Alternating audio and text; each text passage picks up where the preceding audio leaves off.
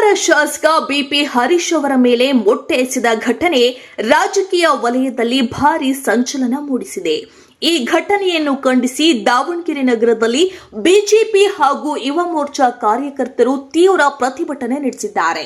ಈ ಕುರಿತ ಸಂಪೂರ್ಣ ವರದಿ ಇಲ್ಲಿದೆ.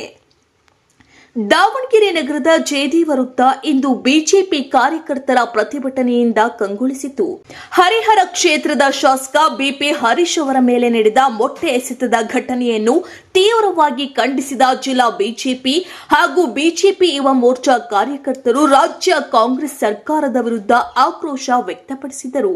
ಪ್ರತಿಭಟನೆಯಲ್ಲಿ ಭಾಗವಹಿಸಿದ ಮುಖಂಡರು ಹಾಗೂ ಕಾರ್ಯಕರ್ತರು ಜನರಿಂದ ಆಯ್ಕೆಯಾದ ಶಾಸಕರ ಮೇಲೆ ಈ ರೀತಿಯ ದಾಳಿ ನಡೆಯುವುದು ಪ್ರಜಾಪ್ರಭುತ್ವದ ಮೌಲ್ಯಗಳಿಗೆ ಧಕ್ಕೆ ಎಂದು ಆರೋಪಿಸಿದರು.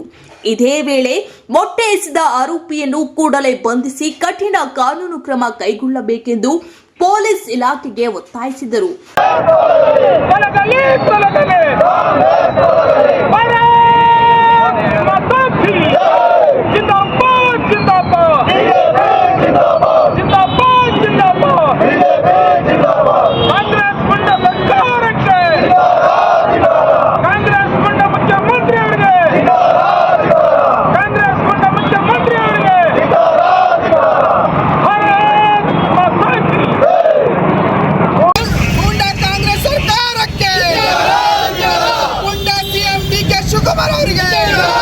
ಮಾಡುತ್ತಿರುವ ಕಾಂಗ್ರೆಸ್ ಸರ್ಕಾರಕ್ಕೆ, ವಿಧಾನಸೌಧವನ್ನು ರೌಡಿಸಂ ಅಡ್ಡ ಮಾಡಿದ ಕಾಂಗ್ರೆಸ್ ಸರ್ಕಾರಕ್ಕೆ,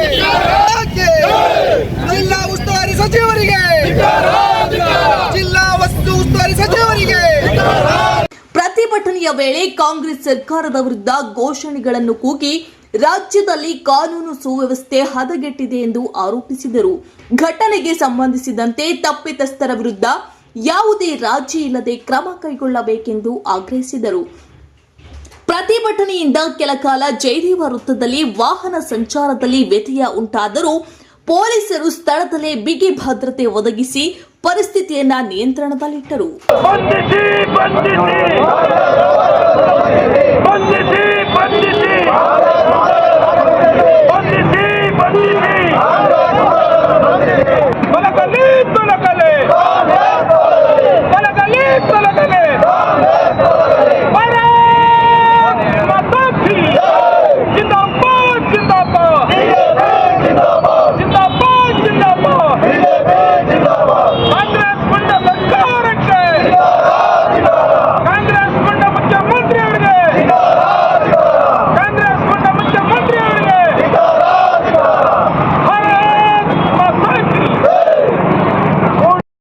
ಹರಿಹರ ಶಾಸಕ ಬಿಪಿ ಹರೀಶ್ ಅವರ ಮೇಲೆ ಮೊಟ್ಟೆ ಎಸೆದ ಪ್ರಕರಣದ ತನಿಖೆ ಮುಂದುವರೆದಿದ್ದು ಆರೋಪಿಯ ಬಂಧನಕ್ಕಾಗಿ ಪೊಲೀಸರು ಕ್ರಮ ಕೈಗೊಂಡಿದ್ದಾರೆ. ಈ ಪ್ರಕರಣದ ಮತ್ತಷ್ಟು ಅಪ್ಡೇಟ್ಗಳಿಗಾಗಿ ವೀಕ್ಷಿಸುತ್ತೀರಿ ನಿಮ್ಮ ನೆಚ್ಚಿನ ನೆಕ್ಸ್ಟ್ 9 ಕನ್ನಡ. ಕಾಂಗ್ರೆಸ್ ಸರ್ಕಾರಕ್ಕೆ, ಸಿಎಂ ಡಿ ಕೆ ಶಿವಕುಮಾರ್ ಅವರಿಗೆ